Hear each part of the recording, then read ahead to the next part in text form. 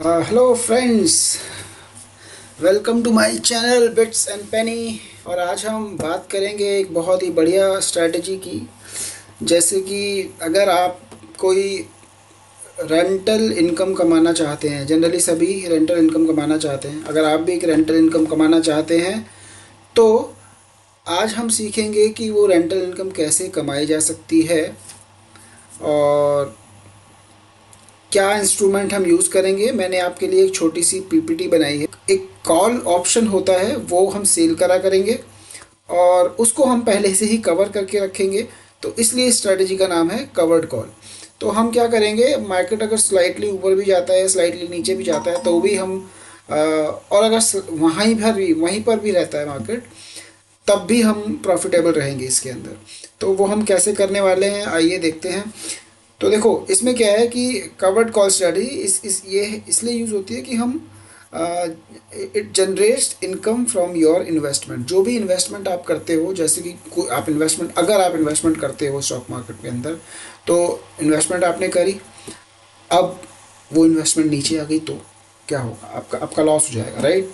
तो उसी चीज़ का हम फ़ायदा उठाते हैं कि अगर अगर लॉस होगा तो हम ऐसा कुछ करेंगे कि अगर नीचे भी जाए तो भी आपको प्रॉफिट हो। ठीक है। आज के जो एक्सपर्ट हैं, जेमिनाई एआई से पूछते हैं कि कौन कवर्ड कॉल की स्ट्रेटजी करता है। तो इसको सबसे बढ़िया आइडिया, आजकल सबसे बढ़िया आंसर यही दे रहे हैं, गूगल से भी बढ़िया ये आंसर देता है जेमिनाई। तो हम अपनी पीपीटी पे जाएंगे, ये क्वेश्चन जो हमने किया है, who uses covered call in today's time, तो हम इसको सर्च करते हैं, देखते हैं क्या ये बताता है। Who uses covered call strategy in today's time, let's see.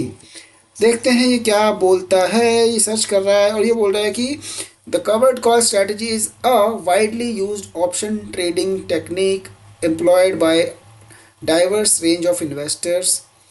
Here is a breakdown of who commonly uses it.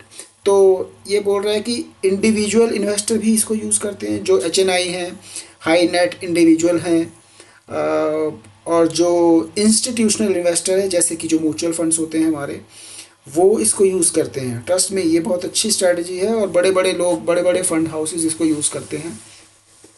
तो देखो, म्यूचुअल फंड इसको यूज़ करते हैं, हेज फंड जो हैं वो यूज़ करते हैं, और बैंक्स होते हैं वो इन्हें यूज़ करते हैं। ठीक है जी, ये हो गए। और ऑप्शन के जो ट्रेडर्स होते हैं, ऑप्शन ट्रेडर इसको यूज़ करते हैं। और देखते हैं और क्या है। Those with a neutral to mid mildly bullish outlook. हाँ, तो इसमें है, अगर आपको कोई अगर आपका मार्केट को लेकर व्यू है कि मार्केट हो सकता है ना भी चले, या हो सकता है थोड़ा थोड़ा धीरे धीरे करके ऊपर ही जा रहा है, तो ऐसे व्यू जब आपका हो मार्केट मार्केट को लेकर, सॉरी, जब ऐसा व्यू आपका हो मार्केट को लेकर, तब आप ऐसी इस स्ट्रेटजी को डिप्लॉय कर सकते हैं और इससे मंथली रेंटल इनकम जनरेट कर सकते हैं। ठीक है, अब हम नेक्स्ट स्लाइड पे आ रहे हैं। इसमें है कि इंट्रोडक्शन टू कवर्ड कॉल। अब देखो क्या है कवर्ड कॉल, इसमें क्या होता है, कवर्ड कॉल होता क्या है। कवर्ड कॉल है कि हम कोई एसेट, कोई स्टॉक, जैसे आप मान लीजिए आपने कोई स्टॉक खरीद लिया, एच बैंक आपने खरीद लिया, फॉर एग्जांपल एच बैंक आपने खरीद लिया, और आज आपने खरीदा है और कल वो नीचे आ गया, तो क्या हुआ, तो क्या मतलब आप कुछ कर सकते हो क्या, नहीं। या तो आपको लॉस में काटना पड़ेगा या आपको वेट करना पड़ेगा, दो के अलावा कोई चारा नहीं है। मान लो अगर हमारा 10 रुपये नीचे आ गया एच, कम से कम हमें 5 रुपये तो मिल जाए, इस तरह का कुछ हम करना चाह रहे हैं। तो और वो हम month on month, week on week कर सकते हैं। वो हम कैसे करेंगे, बहुत सेफ स्ट्रेटजी है, डोंट वरी। लेकिन फिर भी मैं बोलूँगा कि अगर आप इसको अपने फाइनेंशियल एडवाइज़र से फिर वैलिडेट करवा लें तो अच्छा रहेगा। तो देखो क्या करते हैं, कैसे कर रहे हैं। तो देखो जी, वाई यूज सी सी मीन्स कवर्ड कॉल। तो क्यों क्यों करेंगे कि because it enhances your returns on your stock holding. जो भी आपने स्टॉक खरीद रखा है उसी पर आपका इन्हेंस करता है आपकी रिटर्न्स को। ठीक है। अच्छा, हु यूजेस इट हमने देख लिया कौन करते हैं। मेजर फंड हाउसेस होते हैं, म्यूचुअल फंड्स होते हैं, हेज फंड्स होते हैं, वो सब लोग इसको यूज़ करते हैं। Does it really work? Yes, it really does. ठीक है, अब हम बात करेंगे इसमें हमको एक ऑप्शन, एक टूल होता है मार्केट में, उसका भी हम यूज़ करेंगे। तो एक्चुअली क्या होता है कि ऑप्शन क्या होता है, अ, ये हम क्या करेंगे, हम मैं ऑप्शन क्या होता है उसकी डिटेल में नहीं जा रहा, क्योंकि ऑप्शन अपने आप में एक बहुत ही वास्ट टॉपिक है। अभी हम इतना समझ लेते हैं कि ऑप्शन एक डेरिवेटिव होता है, किसी भी स्टॉक के प्राइस में से ही एक वो वैल्यू होती है, उसी एक कुछ फॉर्मूला होता है इसका। तो उस फॉर्मूले के हिसाब से हर स्टॉक का एक ऑप्शन बनता है। ऑप्शन तीन तरह के होते हैं: ITM, in the money, eight the money, out of the money. आगे चलते हैं, how covered calls work, the mechanics. तो चलो देखते हैं, लेकिन इस स्लाइड से पहले हम एक एक देखो इसमें हमने क्या बताया है कि हमने तीन यूज़ केसेस कवर किए हैं। पहला यूज़ केस क्या है कि भाई अगर मार्केट ऊपर चली जाती है तो क्या होगा, ठीक है, मार्केट थोड़ा बहुत फ्लैट रहती है, वहीं रहती है, मतलब बहुत ज़्यादा ना भाग रही है मार्केट, तो तब क्या होगा हमारे इस कवर्ड कॉल का। और अगर मार्केट नीचे गिर गई राइट, नीचे गिर गई तो क्या होगा। तो हमने तीनों केसेस के, इस तीनों के अलावा तो कुछ होता भी नहीं है ना, तो इन तीनों के अलावा तो कुछ होता नहीं है, तो हमने ये तीनों चीज़ें सिनेरियोज कवर किए हैं। आगे देखेंगे कैसे होता है in each of this case. ठीक है जी, ओके। तो अब हम आते हैं, ये कह रहा है कि before we go further let's understand what is ETF. तो ईटीएफ क्या है और निफ्टी बीस क्या है। ईटीएफ का फुल फॉर्म होता है एक्सचेंज ट्रेडेड फंड। ठीक, ये बिल्कुल म्यूचुअल फंड जैसा होता है, जैसे आप लोग एसआईपी करते हो, एसआईपी म्यूचुअल फंड्स में ही करते हो, तो एसआईपी आप हर महीना डालते रहते हो आप, and you are very sure that mutual fund में तो बन ही जा, म्यूचुअल फंड सही है राइट। तो थोड़ा थोड़ा उसमें बन जाता है, बनता भी है ना। तो बट मार्केट अगर गिरती है, ख़राब होती है, तो जैसा कि अभी पिछले 4-5 महीनों से गिरी रही है, तो बड़े सारे लोगों के म्यूचुअल फंड के रिटर्न भी कम हो गए होंगे, I am sure, damn sure. तो म्यूचुअल फंड के रिटर्न भी गिरते हैं, तो वो भी रिस्की है। बट ठीक है, तो ईटीएफ जो है म्यूचुअल फंड से भी थोड़ा सा, आप कह सकते हो थोड़ा सा, उससे भी थोड़ा सेफ होता है।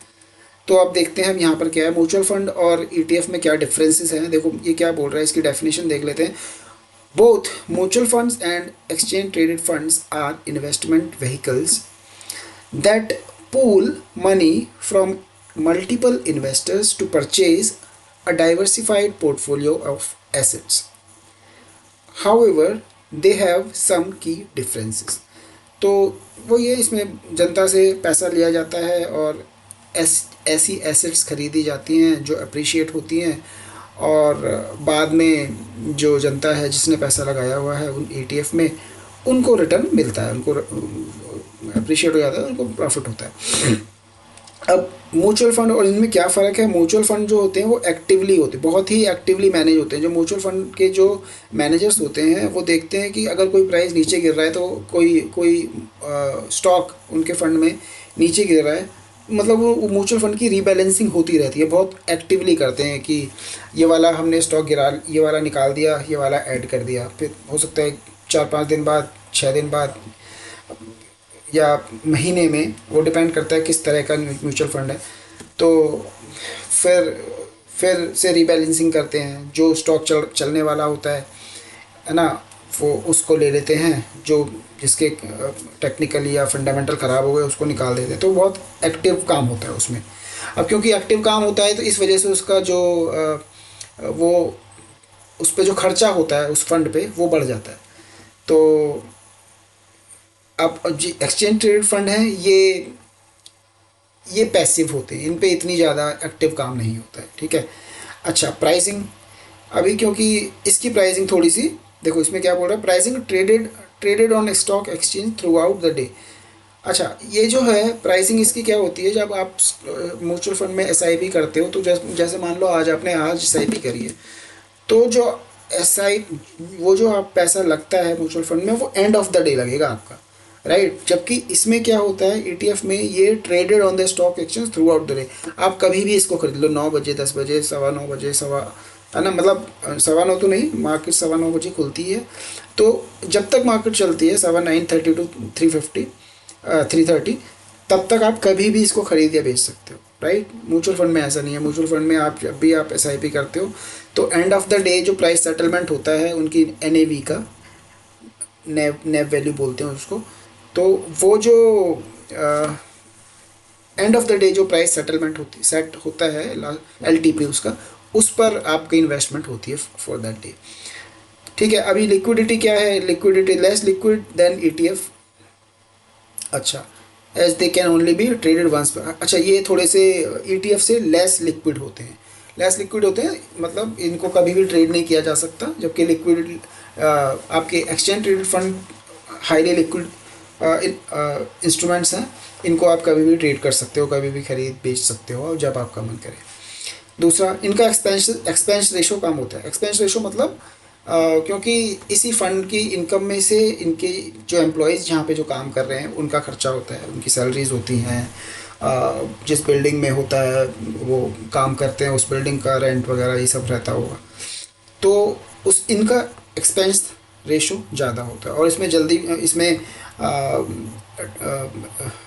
रीबैलेंसिंग भी होती रहती है, तो इसका एक्सपेंस रेशो इस वजह से ज़्यादा होता है। एक्सचेंज ट्रेडेड फंड का कम होता है। अब आ गए मिनिमम इन्वेस्टमेंट बैरियर।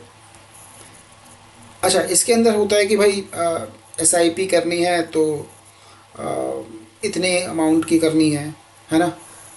कई म्यूचुअल फंड्स में ऐसा रहता है, लेकिन इसमें ऐसा नहीं है। अगर आपको इसकी एक शेयर भी खरीदना है तो आप खरीद सकते हो, तो इसमें ऐसा कुछ नहीं है। तो मतलब मैंने ये कंपैरिजन इसलिए बताया कि ये म्यूचुअल फंड जैसा ही सेफ इंस्ट्रूमेंट है, ठीक। इसलिए we can be rest assured कि जो हम अपना फंड इसमें डाल रहे हैं it will slowly and gradually increase. Okay, ठीक है। अब choosing the right stock for covered call. अब हम कौन से स्टॉक में कवर्ड कॉल करेंगे, that's a very very important question. तो देखो, क्योंकि हम कवर्ड कॉल करेंगे, हम एक मंथली रेंटल इनकम जनरेट करना चाह रहे हैं।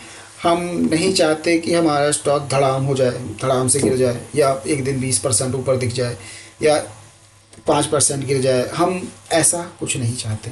हम चाहते हैं कि हम अपना ऑफिस में आराम से बैठ के काम करें और कभी 2-3-4 दिन में देख लिया हाँ ठीक चल रहा है, ऐसा।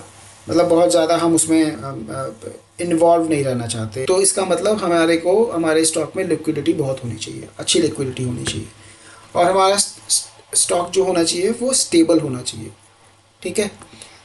हाँ, उसके अंदर वॉलेटिलिटी बहुत कम होनी चाहिए। ऐसा नहीं है कि वही मैंने like 5% gap down gap up हो रहे हैं, वो नहीं। Those are not ideal instruments for covered call. तो हम जो काम करेंगे वो निफ्टी 20 पे काम करेंगे। अगर आपको पता है पहले से ही कि निफ्टी भी एक बहुत सेफ इन्वेस्टमेंट ऑप्शन है, जैसे कि गोल्ड बीज होते हैं, है ना, ये एक्सचेंज ट्रेडेड फंड है, तो हम इस पे काम करेंगे। हम किसी स्टॉक पे काम नहीं करेंगे क्योंकि वो बहुत ही वॉलेटाइल होते हैं। ये कंपेरेटिवली मच लेस वॉलेटाइल होता है जैसा है ना, तो इस पे हम काम करेंगे। तो हमें इसमें कैसे काम करना है वो मैं बताता हूँ। हमें क्या करना है, देखो, निफ्टी 20 के शेयर उठाते रहने हैं। जब भी गिर जाए आपने उठा लेना है, जब भी गिरना है आपने कलेक्ट कर लेना है। और कितनी क्वांटिटी करनी है वो हम अभी आगे बताएंगे। एक एक्सेल शीट में हम दिखाएंगे कि कितनी क्वांटिटी आपको करनी है। अच्छा, अब try to keep price as low as possible. मतलब जब भी आपको गिरे ना, वो आपको खरीदना है। जब भी गिरे आपको खरीदना है। कब तक खरीदना है, जब तक एक क्वांटिटी होती है उसकी कुछ, वो मैं बताता हूँ अभी आगे, ठीक है। अब how much quantity to buy, वो हम टोटल क्वांटिटी हमारे पास कितनी होनी चाहिए उसका ये फॉर्मूला है। ये क्वांटिटी है कि हम निफ्टी का प्राइस देखेंगे क्या है, उसको मल्टीप्लाई करेंगे लॉट साइज़ से। निफ्टी का अभी जो लॉट साइज़ चल रहा है वो 75 है, 75 के लॉट साइज़ से मल्टीप्लाई करेंगे और फिर उसको टोटल वैल्यू को डिवाइड करेंगे निफ्टी 20 के प्राइस से। तब हमारे को पता चलेगा कितनी क्वांटिटी हमको इन्वेस्ट करनी है। right? We have accumulated required amount of Nifty Bees quantity, ठीक है जी। ओके, अब हमने यहाँ पे अपनी एसेट बना ली। अब हम उस पर रेंट कैसे कमाएंगे वीक ऑन वीक, वो देखते हैं। तो उसके लिए नेक्स्ट स्लाइड पे आते हैं। नेक्स्ट स्लाइड क्या बोल रही है? Selecting the right strike price and expiration date. तो मतलब कौन सी स्ट्राइक प्राइस का हमें कॉल ऑप्शन सेल करना है। तो मैं जैसा कि मैंने बताया, ऑप्शन 3 तरह के होते हैं: eight the money, out of the money और इन द मनी। तो अभी हम यहाँ पर इन द मनी की बात नहीं कर रहे हम, क्योंकि हम इन द मनी को हम नहीं सेल करेंगे। हम या तो at the money option sell करेंगे या out of the money. Most preferably हम out of the money sell करेंगे। क्यों सेल करेंगे? क्योंकि इनके चांसेस, मतलब इसके चांसेस ऑफ प्रॉफिट इसमें ज़्यादा है, ठीक है, इसमें ज़्यादा है आउट ऑफ ओटीएम में। और जो एक्सपायरेशन डेट कौन सी सेलेक्ट करेंगे हम जो पास वाली है, जो नेक्स्ट वीक की ही है, उसी को हम सेलेक्ट करेंगे। क्यों करेंगे? क्योंकि उसमें डीके जो प्रीमियम है वो डीके फास्ट होता है, ठीक है। अब अगर आपको ये समझ में नहीं आ रहा है प्रीमियम और ये डीके, ये जो टेक्निकल वर्ड समझ नहीं आ रहे हैं, तो थोड़ा सा आपको फिर डिटेल में ऑप्शंस को पढ़ना पड़ेगा कि क्या होते हैं। या मैं बाद में इसके ऊपर एक कोई वीडियो बना दूंगा, या आप गूगल पे सर्च कर लेना क्या होता है, ठीक है। तो अभी हम देखते हैं। तो चलिए अब हम अपना ना फर्स्ट यूज़ केस डिस्कस करते हैं। तो हमने क्या करा, इससे पहले हम क्या करेंगे, हमने यहाँ पर इस वाली में हमने एक्यूमुलेट कर ली, अपनी एसेट बना ली। अब हम यहाँ पर एक कॉल ऑप्शन सेल कर देंगे, ओटीएम वाला।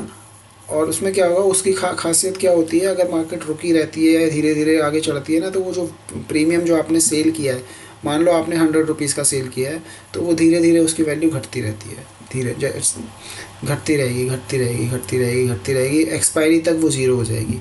तो आपने कोई चीज़ 100 रुपये की बेची और वो अब एक्सपायरी तक 1 रुपये की हो गई, मान लीजिए, जीरो छोड़ो, 1 रुपये तक की हो गई, तो आप वो वापस 1 रुपये में बाय कर लो, राइट। आपने सेल पहले कर दिया, बाय आप बाद में कर लो, तो आपको कितने मिले? 99 रुपीज़। लाइक बाय आपने 1 रुपये का करा, सेल आपने 100 रुपये का करा, राइट। या मतलब सेल आप पहले कर रहे हो, यहाँ पर बाय बाद में कर रहे हो। तो बाय बहुत कम में हुआ, सेल बहुत ज़्यादा में हुआ, लगभग 99 रुपीज़ मिल गए। तो 99 आपका जो प्रीमियम जो आपका उसमें कॉल सेल में जो आप प्रॉफिट हुआ, फिर इस तरह से वो आपका हो गया 75। तो इसका निफ्टी का लॉट साइज़ होता है, तो और 99 वो, तो है ना, या मतलब आप 100 ही मान लो। तो somewhere around this much of amount in a week you can earn, ठीक है। तो वो अभी हम देखेंगे, एक्सेल शीट है मेरे पास, मैं उसकी बनाई है, चलो देखेंगे उसको।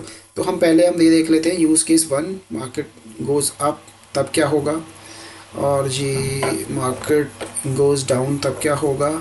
अच्छा, मार्केट फ्लैट रहती है तब क्या होगा, डाउन जाती है तब क्या होगा, ठीक है। तो अप जाती है तो उसके लिए जो एक्सेल शीट है ये देखो, अभी इस वाले सिनेरियो को समझेंगे हम, ये वाले को, नीचे वाले पे नहीं जाएंगे। तो मान लो अभी हम निफ्टी का जो भी प्राइस है, निफ्टी का प्राइस अभी हमने देखा था क्या था, ये रहा है जी 23,521, 23,500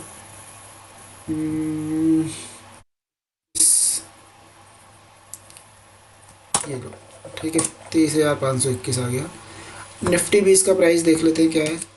निफ्टी 20 का प्राइस है 263.21, 263.21। ये कितना है, इसका भी एग्जैक्ट डाल लेते हैं, 0.35 है, वही 23,519.35। 23,519.35. Okay, now this is fixed, this much, this value is fixed. The lot size of Nifty is 75. So the quantity to buy is like I said, मतलब जो मैंने बताया था फॉर्मूला कि हम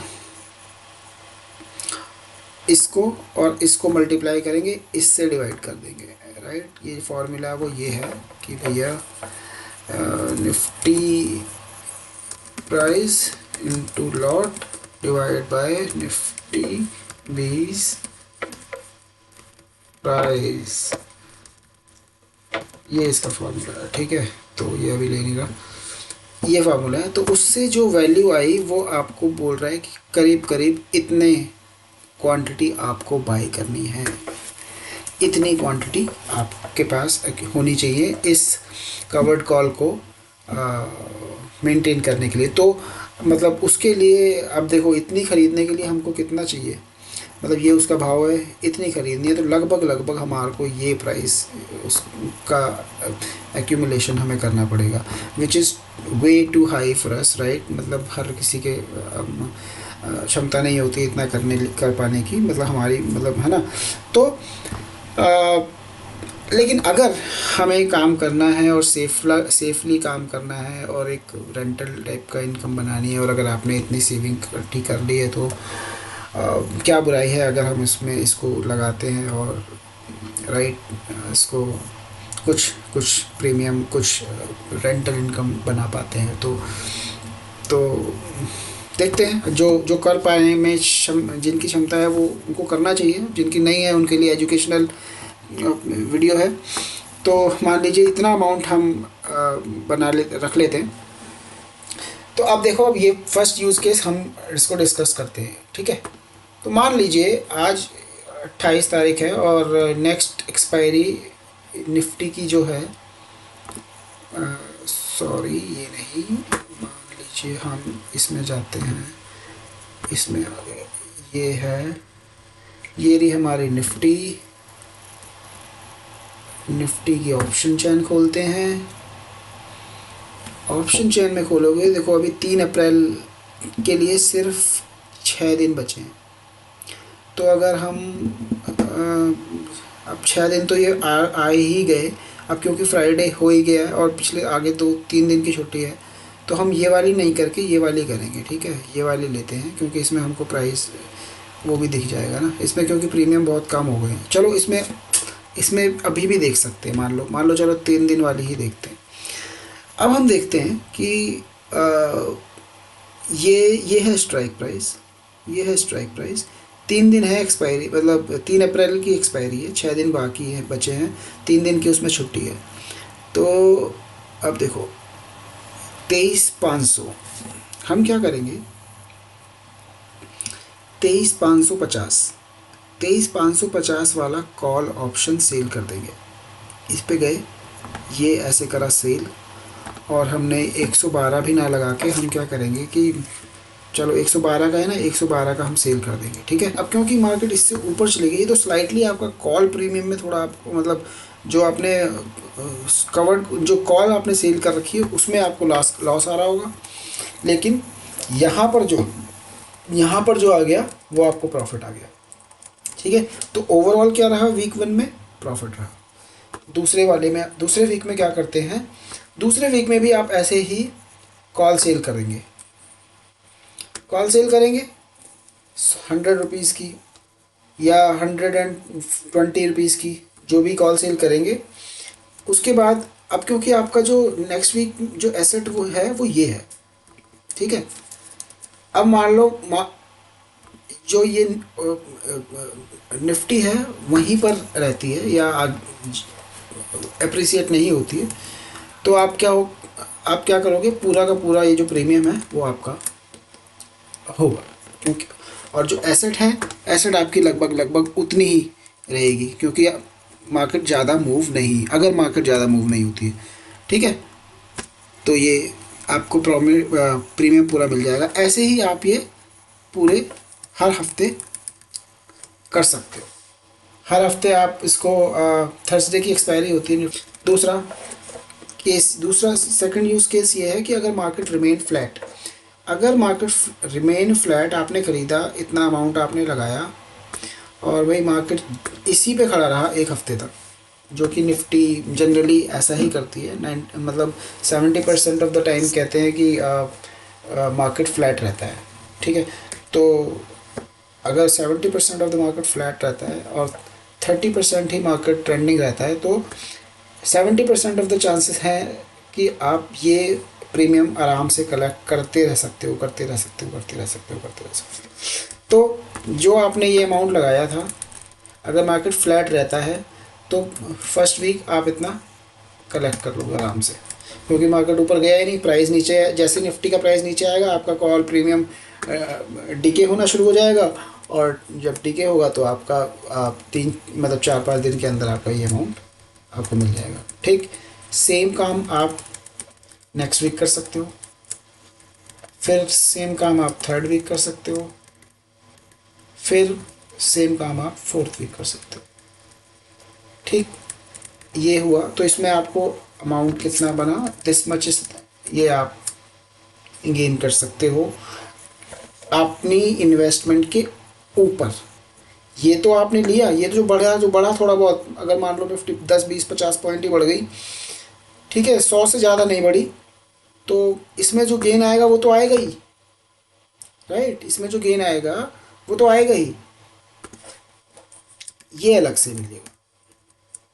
अब तीसरी चीज़, तीसरा यूज़ केस जो है कि भाई मान लीजिए मार्केट गिरती है, मान लो आपको ना नेगेटिव सिंबल दिख रहा है, मार्केट में नेगेटिव दिख रहा है, तो आप क्या करोगे, आप 100 वाली मत सेल करो। आपको लग रहा है कि गिर सकती है, तो आप ज़्यादा प्रीमियम वाली बेचो, ज़्यादा प्रीमियम जो कि होता है, ज़्यादा प्रीमियम मतलब एटीएम वाली बेचो।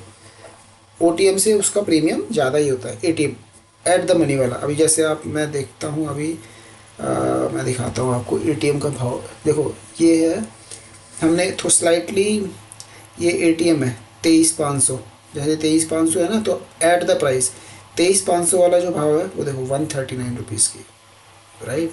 और अगर आपको लग रहा है कि बाकी गिर जाएगी, तो ये 23,450 वाली है, ये मतलब 170 रुपये की। आप सोचो कि 170 मीन्स मतलब 170 इंटू 75, ये आपको वीक में मिल सकता है, ठीक। और ये कब करना है आपको, जब लगे कि भाई जब नेगेटिव लग रही है मार्केट की, गिर सकती है, तब आपको ये सेल करके बैठनी है, ठीक है। तो ये हमने थर्ड केस भी कर लिया, तो हमने ना तीनों केसेस कवर कर लिए हैं। और अब हम जाएंगे अपनी पीपीटी पर, पीपीटी में देखेंगे ये कवर कर लिया है हमने, ये कवर कर लिया है, ये कवर कर लिया है। ओके, सो अभी हमारी फाइनल स्लाइड आ गई है इसमें कि भाई कॉन्क्लूज़न क्या हुआ इस पूरे सेशन का। तो इसका की टेक अवे है कि भाई जो कवर्ड कॉल्स हैं, they are actually income strategy, जो रेगुलरली आपको इनकम जनरेट करके दे सकती है। और balance income with potential stock appreciation, stock में जो अप्रिसिएशन होगा वो होगा ही होगा, प्लस आप जो स्टॉक का जो डाउन टाइम चल रहा होगा उस टाइम आप इनकम कमा लेंगे। तो स्टॉक हमारा यहाँ पर कोई स्टॉक नहीं है एक्चुअली, वो निफ्टी 20 का वो है, निफ्टी 20 ETF है। अच्छा, तो केयरफुल सिलेक्शन इज़ क्रूशल, मतलब हमें बहुत सावधानी से इसमें स्टॉक का सिलेक्शन करना है। तो एक्चुअली हमें स्टॉक का सिलेक्शन करना ही नहीं है, हमने कर लिया है, हमें निफ्टी 20 करेंगे, क्योंकि सारे स्टॉक से बढ़िया यही है, सबसे कम वॉलेटाइल है, सबसे ज़्यादा स्टेबल है, निफ्टी को रेप्लिकेट करता है, इससे बेटर कुछ हो नहीं सकता इसके लिए, ठीक है। Covered call performs best in neutral to moderately bullish market. तो इसमें जो सबसे बढ़िया तरीका, कब सबसे बढ़िया इसमें रिटर्न कब जनरेट होते हैं, सबसे बेस्ट टाइम इसके लिए होता है कि या तो मार्केट चल रही है, मतलब धीरे धीरे धीरे धीरे धीरे धीरे धीरे करके ऊपर ही जा रही है, मतलब मॉडरेटली बुलिश, बहुत ज़्यादा बुलिश भी नहीं है। बहुत ज़्यादा बुलिश होएगी तो प्रॉफिट तो होगा, लेकिन जो प्रॉफिट होगा वो कॉल में चला जाएगा, राइट, क्योंकि कॉल का प्राइस बढ़ जाएगा, वो आपको लॉस दे देगा। बहुत तेज जब मार्केट भाग रही हो तब ये काम नहीं करना चाहिए, धीरे धीरे ऊपर जा रही है तब हम ये कर सकते हैं, धीरे धीरे नीचे भी जा रही है या स्टैग्नेंट वो ऐसे ही है, ऊपर नीचे हो रहा है, तब आप कर सकते हो। ईजीली। तो इसमें निफ्टी एक 4-5 2-3% 4-5% गिर भी जाए और किसी वीक और फिर वापस आई जानी है उसको, तो उसमें भी हम मतलब हमें पैनिक नहीं होना चाहिए, आराम से इसमें काम होगा। अच्छा, hence nifty bees can be the best instrument to perform safe return, right? So yeah, so हम निफ्टी बीस पे इसको ऑपरेट कर सकते हैं। और जी ये था हमारा पूरा सेशन निफ्टी बीस के ऊपर, निफ्टी बीस में कवर्ड कॉल कैसे लगाएं। आपको अच्छा लगा या यूज़फुल लगी ये इन्फॉर्मेशन, ये नॉलेज, तो आप मुझे बताइए, है ना। और क्योंकि मैंने ये वीडियो इसलिए बनाया क्योंकि कुछ दिनों पहले मैं अपने एक फ्रेंड से मिला था, वो अच्छे वेल टू डू फैमिली से हैं, बट वो स्टॉक मार्केट में कहते हैं हम काम करते हैं। मैंने पूछा क्या काम करते हैं, तो वो बोला हम तो कॉल पुट खरीद लेते हैं और फिर इवेंचुअली हमें लॉस हो जाता है। तो मैंने उनको ना ऐसे ही कॉल पे मतलब मैंने उनको जब थोड़ा बताना शुरू किया तो वो बड़े इम्प्रेस हो गए कि अरे ये तो बहुत ही अच्छी चीज़ है। फिर मैंने सोचा जब इतने पढ़े लिखे लोगों को या इतने एक्टिव लोगों को भी चीज़ें नहीं पता हैं और इतना मार्केट में नॉलेज आ जाने के बाद भी लोगों को नहीं पता है, तो एटलीस्ट मेरे सर्कल में या आसपास के लोगों में मैं ये एक वीडियो बना के रिलीज़ करूँगा तो लोगों को पता चलेगा। तो वो कुछ इससे अगर फ़ायदा उठा सकते हैं तो उठाना चाहिए, क्यों नहीं उठाना चाहिए। तो this was the whole objective for creating this video, and thank you for watching till now. Thank you so much. Bye. Keep liking the video and press that button. Bye. Thank you.